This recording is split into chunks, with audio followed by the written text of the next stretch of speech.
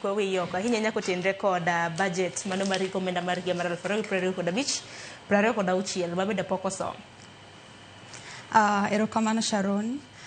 Kwa ngi adier budget marwa mar higa mar 2025 adiera kwada wacho adiera ntie pogruok kalure gi budget finance bill mokalo mar higa mokalo nikech mar higa mokalo ne temo keto taxes mang'eny kilongo ni the broad tax income and everything.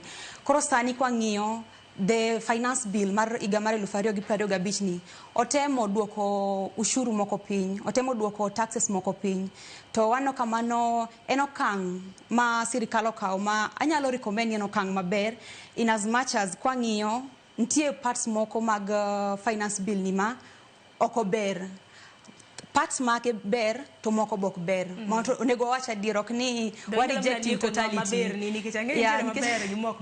Yes. To one of the things ma sirikal otemo ng'iyo ni ere kaka wanyalo timo adjustment e some of the key legislations ma achiel kuom gi gin the Income Tax Act, one give the value added tax, casto one give the EDT, and then at the same time we also have the Tax Procedure Act. Nikech kwa ngiyo legal key provisions gi, why you don't need kwa bire the Income Tax Act.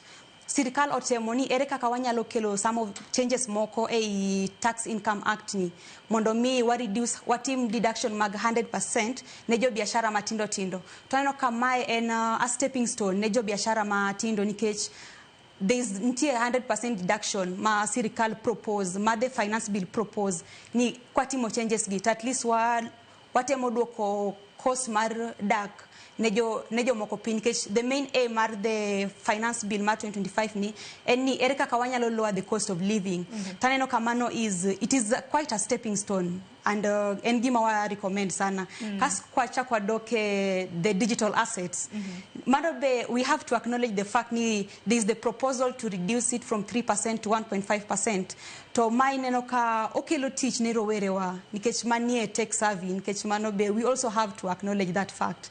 Okni and give rachnete kasto kor kwa duoge karka nini the bill at the same time otemo propose some of the notemo remove some of ushurus moko magin are taxes money on the side of pension. We have retirement benefits kasto gi savings mag home schemes. Tunaona kama mano it engi negative side mare nikech by the time my retirement benefits gi osegol ngeni mano it's now koro subject to tax liabilities to mano waneno ka en challenge ne joma die retirement nikech at the same time ko eno ka mano koro odi ataro gi government idea mar nia wadwa duoko chal mar dak piny nikech kwangi adier cost mar dak ni malo.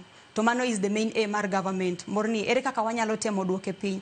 To at the same time koro wapenjire ni koro the moment ma pension gi retirement benefits osebedo ogoloko the proposal ma propose ni mondo mi ogolgi. Tano kamano dong okelo challenge ne rowerewa. Ne joma will be retirement. Kasto kwa dogo biro on the value added tax.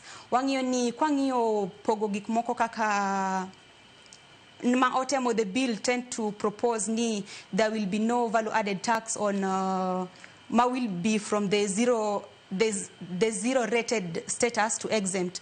Wano kama it oppose a certain challenge nikech by the time wangio issues to do with the locally assembled mobile phone wangio animals feed kasto wadogo wangio issues mag even the solar.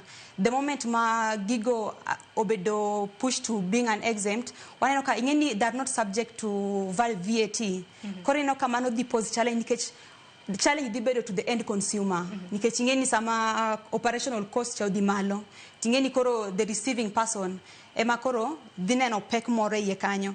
Koro wano kama be di ataro gi governments marnia ere kaka wanyalo duoko chal mar dak piny. Kwa dogwa ng'iyo on the there's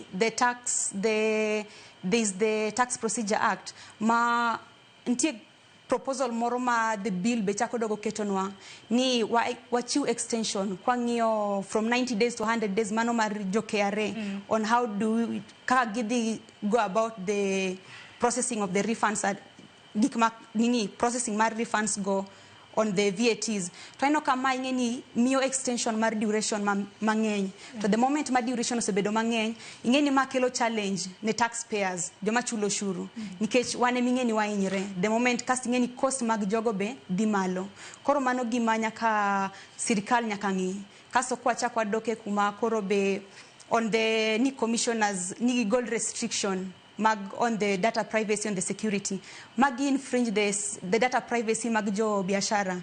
To at the same time article 31 it governs the protection of data privacy. To mano miwa the question ni of ere gima gitemo achieve by the time gi keto the data privacy magji at a breach.